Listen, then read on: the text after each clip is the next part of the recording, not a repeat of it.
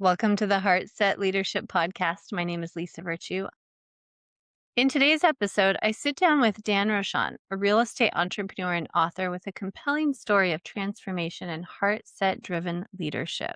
In particular, when it comes to having to have influence over others and helping them to understand how you or your product, your change will benefit them, and making sure that it's ethical and not persuasive in a way that veers on manipulation. From overcoming addiction and waiting tables to building a successful real estate business, Dan shares his journey of going all in, the challenges, setbacks, and triumphs that shaped his unique philosophy.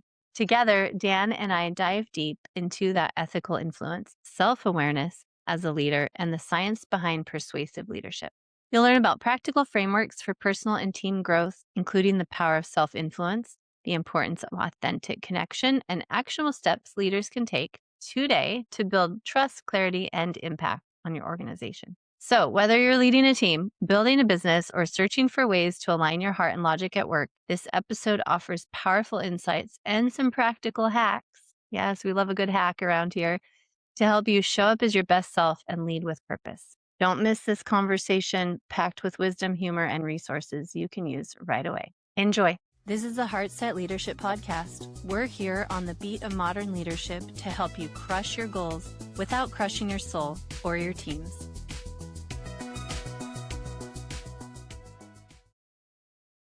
Dan, welcome to HEARTset Leadership. Thank you so much for being here today. You're welcome, Lisa. Thank you for hosting me. Of course.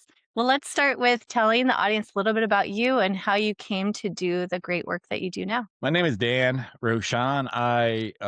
I'm a real estate agent by trade. I started this, I remember I was waiting tables at one of the highest end steakhouses in DC about 20 years ago. And I was a big addict. I drank too much and did all kinds of too much. And I became sober about 21 years ago. And I was still waiting tables at that time, but I didn't know what was next for me. Right. So I was scared. I was broke. I didn't know what to do. I got my real estate license. And from there, I developed multiple businesses, had many setbacks, had many successes. And that brings me to where I am today, which is, I'm still in real estate sales. I help others to guide them to how they can have consistent, predictable income. And I do so through a philosophy called Teach to Sell. Right.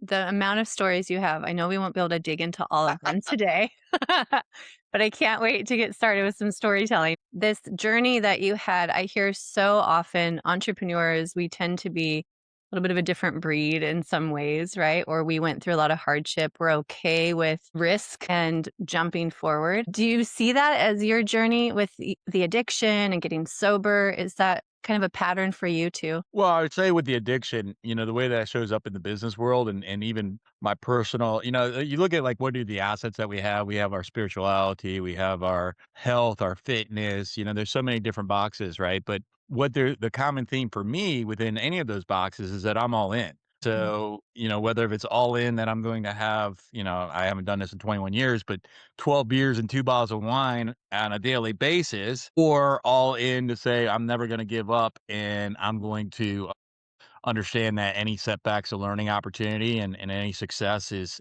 just evidence of good timing, good effort, good skills, good luck, whatever it may be. Great segue, because we're talking today about bringing your heart into leadership. And I know you focus on the sales side, so we're going to talk about how that relates to leadership and different levels of leadership, because we have to influence people, right? When we're leaders, it's helping bring people along with us and help them get on board. And when you bring your heart to work, it tends to be that you are all in, right? There's this element of, okay, I'm going to show up with my all for the people. And leaders can often lose themselves in that or get burnt out, right? Yeah, and it also depends on what type of leader that you are, right? Because there's some leaders that are more empathetic and feeling than others, but I think that it all takes heart and logic, both, and action. Yeah, for sure. Action. That's one of my framework acronyms. I love it. Okay, we talked a little bit about this concept of ethical influence and Yeah. how to have this journey as a leader. And I know we see it a lot with founders too, and they're all in and they're trying to get a company going off the ground. What is your definition of ethical influence? You want to tell us a little bit more about that? Yes. So persuasion is what it is. Persuasion can show up as ethical influence, and it can also show up as manipulation. It's what is the meaning and what's the intention of you, like when you're intending to influence. And so the difference between manipulation and ethically influence is to ethically influence for persuasion, it's about you, Lisa. It's not about me, Dan. Where with manipulation, you put yourself first before the other person. Okay. So it's just sitting there saying, am I going to use these persuasion skills to be able to help Lisa or whoever I'm communicating with? Or am I going to use these persuasion skills to help me? Now, unfortunately, the person who thinks about themselves first is very, very limited because what they fail to recognize is, going back to Zig Ziglar, the more people that you help, the more people are going to help you. The more value that you provide to the marketplace, the more that the marketplace is going to provide value to you. And so if you're looking for yourself first, you're sort of screwing yourself up because you'll end up actually not getting as much as if you give to others first and you think about others first. Mhm. Love it. That's the whole concept of HEARTset too. It's like how you show up for other people. And at the very beginning of that, though, we also need to understand ourselves, right? And like understand, and to your point, like understand where our motives are and how we're coming across and where our strengths are in communication. So you mentioned to me there's like self-influence. So that work on self, then it goes into team influence. We're showing up for Yep. others. And then there's the marketplace, which we'll get Sure. into too, and how you show up as a business, as a leader of trying to get KPIs, get your products sold, whatever it is. So let's start with that self-influence and what you mean by that. Well, for you to be able to show up to serve others, you have to first set yourself up to be the best version of yourself. And so for you to be able to be the best version of yourself, a lot of times you hear these gurus, quote unquote, they show up and they say, just believe in yourself, do better, do more, 10x it, whatever the case may be. But they don't really give you like a framework of how do you do that.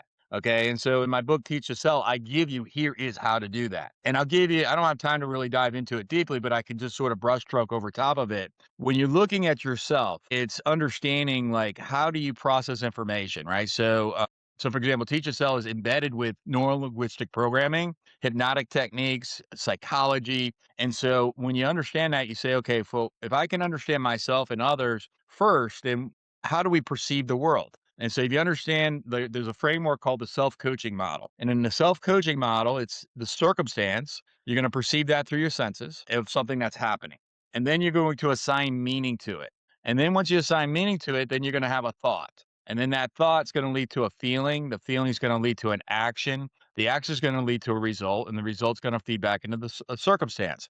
Now, what I just gave you, Lisa, is a very broad brushstroke of what I explained deeply in the book. But even what I just gave you, I may have just lost a few people. So let me give you the cliff notes and let me give you like, here's something that you can do and rewind this and listen to that, so you can understand it better. But simply, I'm going to give you a hack. And the hack is 5 to 7 times a day. I want you to check in. I'm going to give you an anchor for that in a moment. I want you to check in with yourself to say, what am I thinking right now? What am I feeling right now? What am I about to do? In that order. Those three questions are designed because it's within that self-coaching model that I just taught you. And so now when I check in with myself, I say, what am I thinking right now? I'm thinking, man, I'm so excited to be on Lisa's podcast. Then my feeling's going to be excitement. And then my actions are going to be, there's this excited energy, right? And so that's the way that this works. Now, what's the anchor? We all have a natural biological alarm clock, which means that we're going to use the restroom 5 to 7 times a day. When you go wash your hands, and please go wash your hands, and that water hits your hands, I want that water to be an anchor to remind yourself to ask yourself those three questions. What am I thinking? What am I feeling? What am I about to do? So that's the most condensed version of what I can share with you, Lisa, without going through the entire book with you, of how you can be able to have a hack to set yourself up to influence yourself better, because it's all about having awareness. So you have to have tools to bring that awareness to you, because we operate through the world 80% of the time. We're in our subconscious state, which is why we keep getting the same results over and over again. So we have to program that subconscious. And now I just gave you a hack of how you can program it 5 to 7 times a day. Love it. I love a good hack. I love quick tips. I also love diving myself into the theory behind it, but for purposes of the podcast, thank you. It's really great. Welcome. And I've seen this model in so many different ways. And you're right. A lot of times it's the theory and the research comes forward. And then it kind of falls flat. It's like, okay, well, now how do I apply that in my day-to-day life? So that was beautiful. I love it. I love the washing up thing. Like, we have a biological clock. Use that. Well, and I'm serious, I used to set Right. my alarm. I had it on my alarm, and it didn't work because I'd be on a podcast or with a Exactly. client, and I can't, do that, so I was like, "Okay, how do I get this done where I know I'm gonna be alone? Yeah. I know I'm gonna have the time to do it." Boom, hand washing. I hope everyone listening, next time you wash your hands, you're gonna think of this. What are you thinking? How are you feeling? I love it.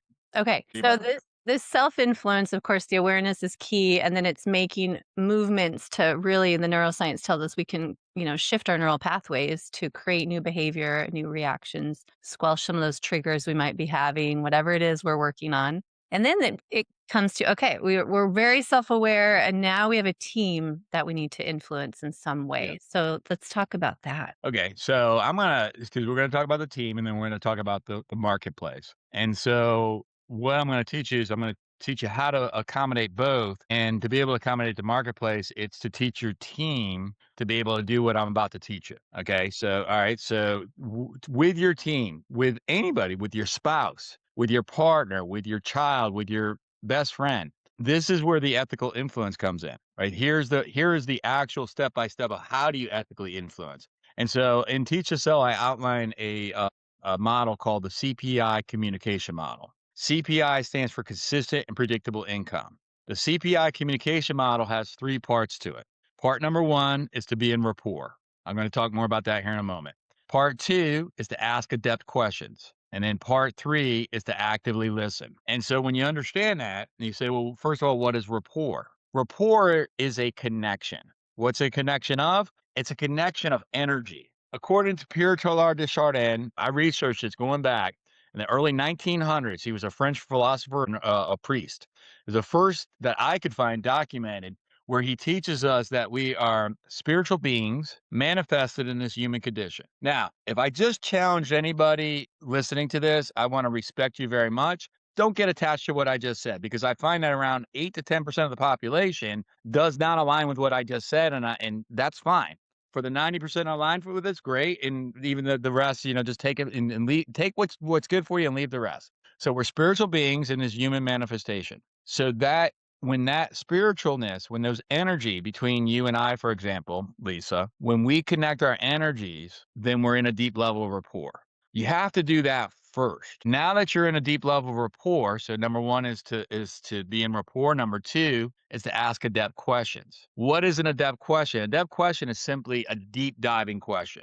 So instead of the surface level question, which would be, what are you looking for in my product? What are you looking for in my service? What are the widgets that you want? It's deep diving to say, well, what would happen when you receive this service? What would happen if you don't receive this service? What challenges will you have? And you're really looking for the pain in the deep diving questions because to persuade, it's about taking somebody's pain and understanding their desire. And you get that through asking the adept questions.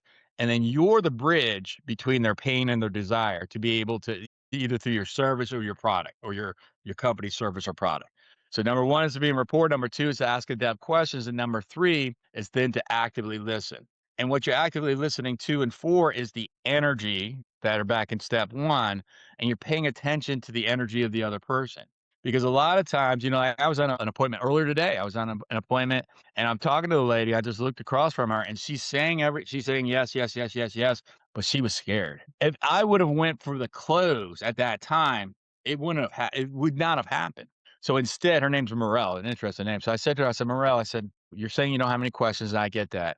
But I'm sensing that maybe there's something that you may be struggling with, or maybe something that you're maybe even afraid of. Am I hitting the mark right? And then she just looked up at me. She said, yeah, I don't, she's 75 years old. She has an older brother that still treats her like she's 8 years old, right? Of She's course. got all these family members that she's going to be answering to. And ultimately, she does not want to disappoint them. She doesn't want to let them down. And more than that, she doesn't want to look stupid to them. Okay. And so then now I understand what is the real fear. It's not the fear isn't, can I help her with this? The fear isn't, well, can we get this done? The fear is she doesn't want to be judged by her 80-year-old brother. Okay. Right. Now I can understand what to work with. So now I can say, well, I understand that. Would it help you if I had a conversation with your brother? Mhm. right? And she's like, "Oh, absolutely, you're a godsend." And so now you start to unravel, like, how can I be able to really truly understand what's important to the person that I'm working with, and how can I guide them? And that's again, that's how you ethically influence. Mhm. So this concept of 5 fatal fears, I've been digging into a lot lately, and that one about being wrong or making a mistake, Yeah. those are 2 of them, come up so often when it comes to what we're talking about, and in the workplace, right? So often. And It's judgment, and the fear of not being good enough yeah. is often there as well. Right, and so visceral. So the fact that it comes from her brother who she's known her whole life, I mean, that makes a lot of sense, And right? not only that, but I looked at her, I said, "What did your brother call you when you guys were kids?" She's like, "He called me Morel." "Okay. I bet right now you feel like your 8-year-old version." Mhm. And she's like and she's like, "Yeah, absolutely." I said, "Well, you're older than 8 right now." She's like, "Yeah, I'm 75." Like, I wasn't gonna guess her age, right? Right. Right. Alright, well, now you can also shed light on not that our fear is silly, right? But she doesn't know what she's afraid of.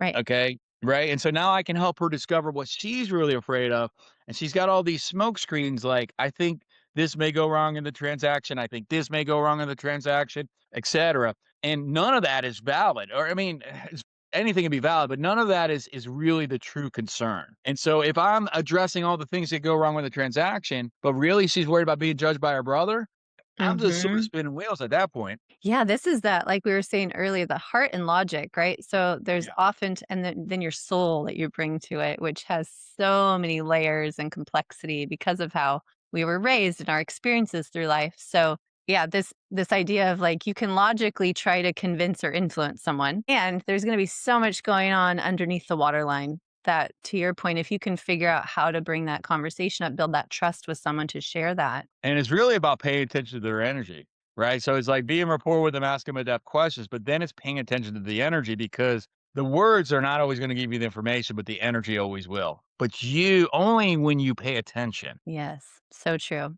So you mentioned talking about how to get your team to know how to do that. What are your recommendations for leaders on this part? Have them listen to this show, have them get Teach to Sell the book, and you'll know exactly how you can lead your people. And so it's really about putting them in an environment such that they understand that influence is not about talking, it's about listening. And the best salespeople are the best listeners. Okay, Mm. so I just gave you a framework. Here's a framework. But even if you forget about the framework, or maybe you struggle with gaining rapport, and there's lots of hacks to do that, and I go through all that in the book. But even if you struggle with it, you still, as long as you remember that the best salesperson will never talk somebody into buying from you, but instead listen and then ask questions and then pay attention to the response of the energy. And that again is how you ethically influence. So I would, if I'm going to give my team members, those that I lead, and say, listen, if you just go out there and and you're not great at these 3 steps, but they are 3 simple steps. But nonetheless, just ask questions, keep your mouth shut, and guide them through the questions rather than chat, chat, chat, chat, chat, chat, because that won't work. Mm-hmm. Why is it so hard for people to listen? Have you What's had, that? What? why is it so, yeah. What'd you say? Yeah, Oh, you did. Yeah, yeah. I almost got you. I could have gotten you on that one. I that let was it good. go. Have you uncovered this, Dan? What's going on for people? I have some theories of my own, but I want to, respect you as a guest to respond Sure. to that. Yeah, I think there's duality in life. Everything in life is duality, right? And so in anything, it's like, so the reason why I mention that is that we believe as human beings or spiritual beings, we believe that we are the most significant thing in the universe. And that is somewhat a true statement. We are significant and we are simultaneously insignificant. And so what happens is we lose sight of the fact that we're not important. We're the most important thing in the world and the least important thing in the world simultaneously. And so we forget and that we are the least important. So I think if you're not aware of that, then what happens is that you just it's like you feel as though if like I can guide Lisa because I have the knowledge or the skill or whatever, and she should trust me. But maybe that may be true, but if I don't know what Lisa's, internal pain is, if I don't know what your external pain, if I don't know what your internal and external desires are, and the difference between the two is like, I don't have enough money. Well, that's an external pain, but I feel like a deadbeat because I can't feed my kids because I don't have enough money. That's a very, very real internal pain. And then what is it that your product or service would provide for them? That there's a internal and external for that as well. Like when you get this widget, then you're going to be able to feed your kids. My goodness, great. I got the widget that's external. I can now feed my kids because I have something that's going to allow for me to make more money easy, whatever the case may be. I'm just making this all up. But the fact of it is now I feel like I'm a proud dad, right? Like I feel worthy. I feel like this is freaking amazing. Right now, I just went through all that relatively quickly, and I went through it earlier today as well. But I just want to highlight it again. So it's what is their internal and external pain? What is their internal and external desire? You get that through asking the in-depth questions after you're in rapport, and then you actively listen. And then when you understand what's their pain, what's their desire, the the vehicle, the bridge in between that pain and desire is you, your product, or your service. Mhm. Mhm. Yep. So some people are really good listeners. And then that next step of how to communicate or be clear with a potential, well, a team member could be leaders that sit and listen a lot, but then their action is slow or they don't know what to do. Right. So I know that your book has a lot of tips too, just like practical strategies and how to say things and in the sales. So when you see people clam up on the other end, so, okay, I listened, I understand. Now I'm having a hard time moving the needle or being clear in my communication. Where do you see that coming in for people and any recommendations there From the perspective of the person I'm communicating with, or from my perspective? from your perspective? Yeah, as leader or salesperson, and Okay. you're trying to trying to show that, gosh, this does align. My product or service aligns with exactly what you're telling me. Is the reason we're Okay. talking today, right? And you've Yeah. listened, but maybe you get stuck communicating clearly, like I Okay. just did with my question. Well, the answer to your question is the same answer as when you're asking the adept questions. They're giving you the answers to how to be able to make the sale.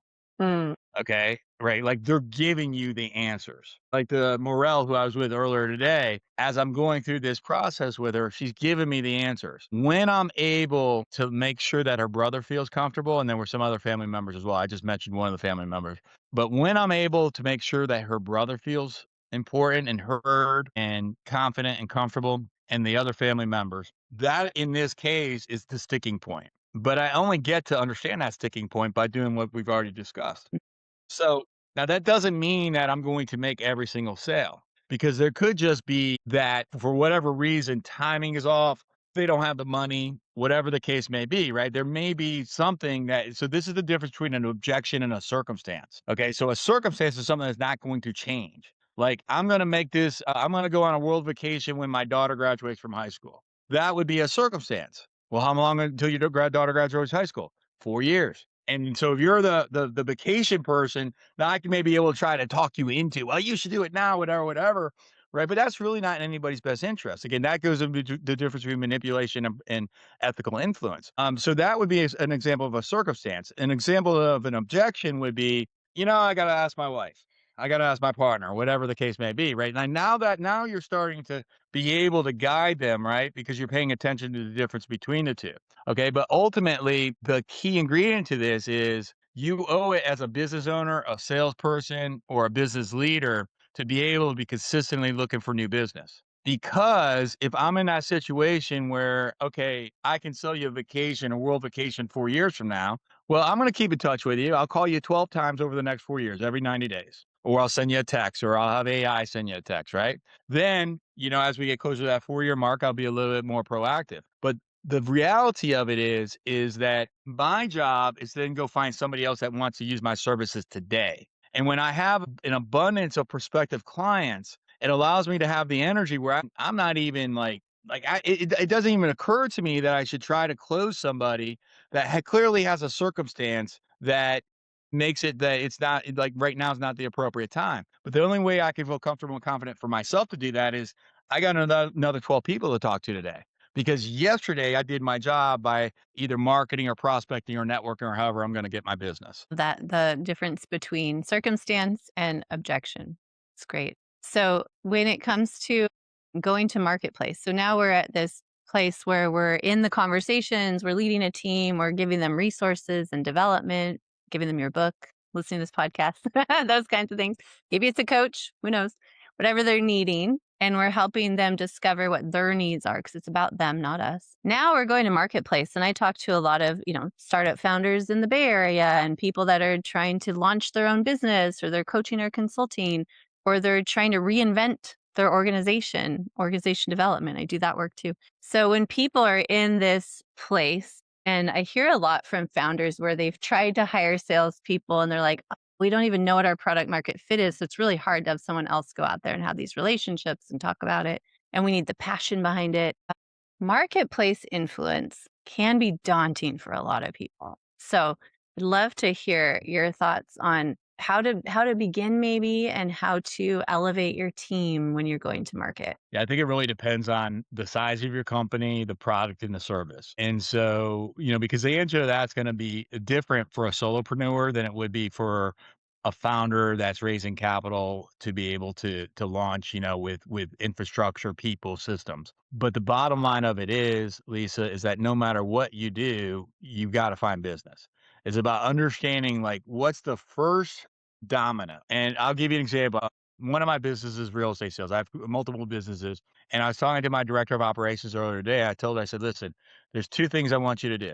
I want you to continue finding us recruiting talented agents. By the way, if you're in the DMV area and you're looking for we use AI to find business for our people, and we like our agents only have to focus on relationships. That's all they have to do.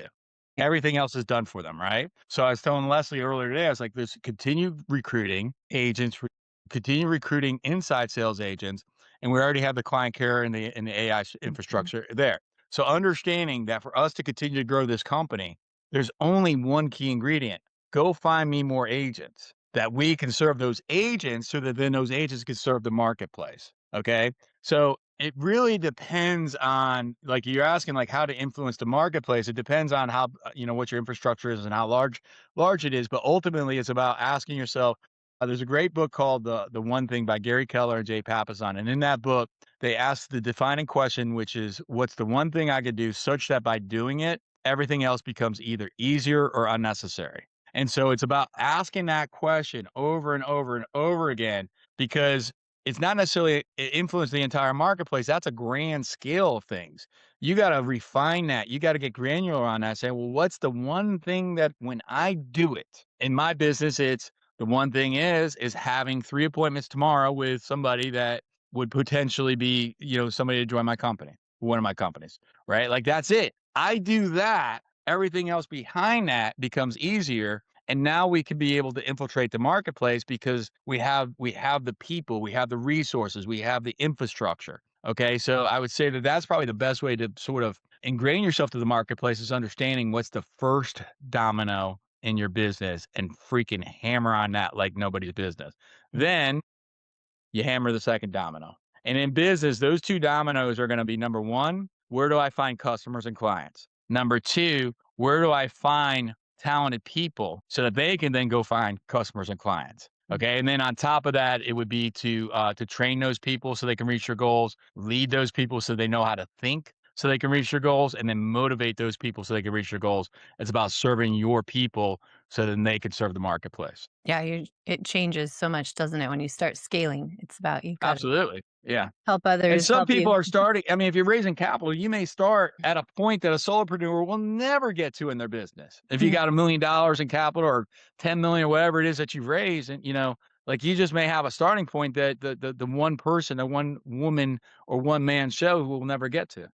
I think you're also honing in on something I see very often, and especially with the solopreneurs and coaches and people that are providing this service, is that niching down is so critical when you're starting. And so the one thing, like the one task or thing that you do, I hear you completely. And I would say it's also the one part of the market, like one slice. Don't look at the marketplace as your oyster, like your whole oyster, right? It's like find that little pearl, start there. And then when you get good at that, maybe there's an expansion possibility. But I do see people try to, and a lot of us that are entrepreneurial minded are like, we could do anything. I can go after this niche and this niche. And then we get bogged down and then we don't do that one domino because we're so spread out too, right? Yeah. So, I refuse to take on a task until I'm until I'm done with whatever I'm working on. I mean, at least 80%. Like, I will do one project at a time, and I know if this is gonna take me 4 months to do, I just have to be aware of that if I wanna do anything else, I've gotta do it through others. Mhm. Now that depends on, are you a solopreneur, or do you have a small team, or do you have an organization? You could get more than one thing done at a time, but Mm. you as an individual, I would say you don't wanna be stretched thin for sure. Yeah. And then when we talk about leaders, like in corporate or founder like Sure. yourself, and you have so many other people, like you said, doing business through others too, that becomes the job, right? Is to be a multiplier and delegate. Mhm. Yeah, and the 5 things that a leader would wanna do, and I go through this in a book, so the 5 activities a leader will wanna do is to recruit talented people to you, select the right people to be in business with, train those people so they can reach your goals, lead those people so they know how to think so they can reach your goals, and motivate those people so they can reach their goals. And then Mhm. there is a 6th thing that is manage the money. You do those 5 activities, and then the management of money I look at that as sort of like a separate thing. Then you do those 6 things, and as a leader, you say, well, like, "What are the highest priority things?" I just gave you the 6 of them. Do those first, and then everything else works itself out. Yeah. You know what my favorite phrase is? Someone reminded me years ago. The definition of priority is singular. It's we only have one priority.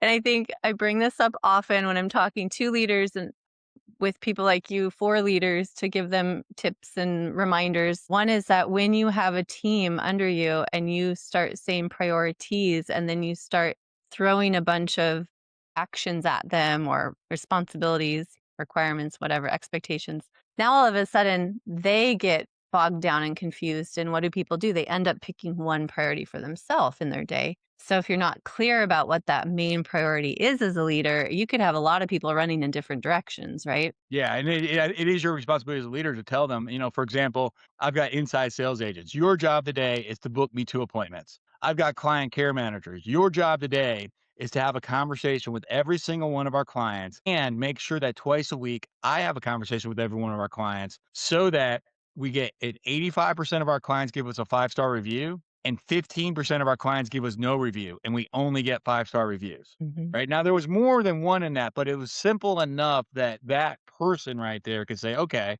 here's what I gotta do today. Have a conversation with every single client." As a result of that, we'll know how good of a job I did based off of, did I get 85% 5-star reviews? Yep, exactly. You gave them a focus and then also how to measure it, Yeah. which is beautiful. I think if leaders hear only one thing today, be clear with your teams, and then you got to follow up with, did you achieve those goals, right? And I do that on a daily basis. I Yeah. do well, almost like on Mondays and Fridays, I provide training for my team.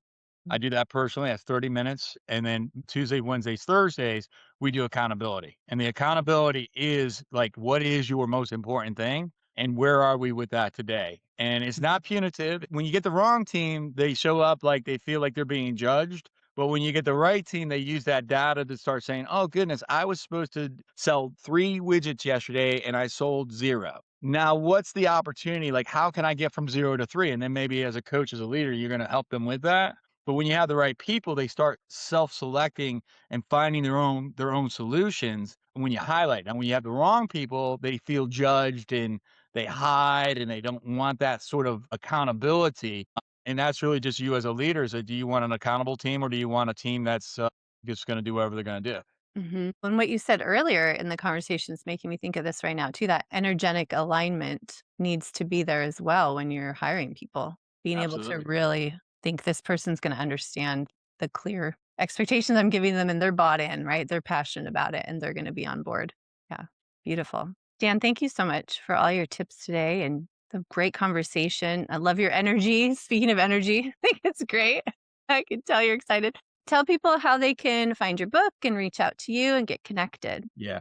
Well, first of all, who would want to read the book? Would be anybody that, if you're into sales, if you're a business owner, if you are a business leader and you're tired of having inconsistencies. I've taken 20 years of study to be able to teach to sell, why top salespeople never sell, and what they do instead, together so that you can have faith that you have consistent, predictable income. And it's a blueprint, just like a recipe. Like, it's a recipe. If you want to make chocolate chip cookies, follow this recipe and you're going to have a nice, rich, gooey chocolate chip cookie. It is a recipe and it's based off of your strengths, not mine. And so I go through every single one of these with a process in a way that is going to demonstrate to you exactly what to do based off your strengths and behaviors, and then how to supplement your weaknesses. And people can visit www.teachtosellbook.com. That's teachtosellbook.com. And that book is the pathway from your pain of, my goodness, I'm not so sure of what to do next, to your desire of, I just built a business I can be proud of. My spouse can rely on me, my kids can rely on me, and I could be just freaking excited to be a business owner. I love it.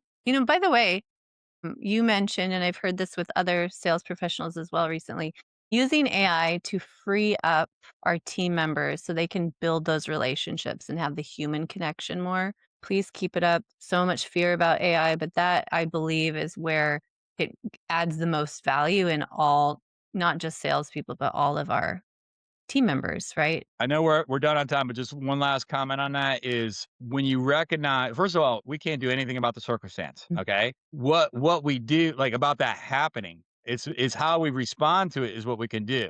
And we understand what's the one thing that AI will never take away, and that's that human connection. So let AI take away every single thing else that's not a human connection so that it allows for you to be able to be in relationship and then still have certainty and predictability in your business. Yeah, 100% agree. Use those tools so that we can have more of this, more human connection, heart and soul bringing to the workplace. Love it. Thank you again, Dan, for your time today. I really appreciate all your insights, and I encourage people to look you up and connect with you. God bless you. Thank you so much for joining today's conversation. Before you go, don't forget to hit that subscribe button and to leave us a 5-star review and support. If you would like to take this conversation further and continue strengthening your leadership heart set, check out HEARTsetStudio.com and subscribe to our Heartwire newsletter. HEARTset Studio is also available to connect on your leadership development goals and initiatives for you and the other leaders in your organization. Contact us today through the website. And most importantly, thank you so much for all you do for the other humans in your life. We know that you show up with heart time and again, and it is most appreciated.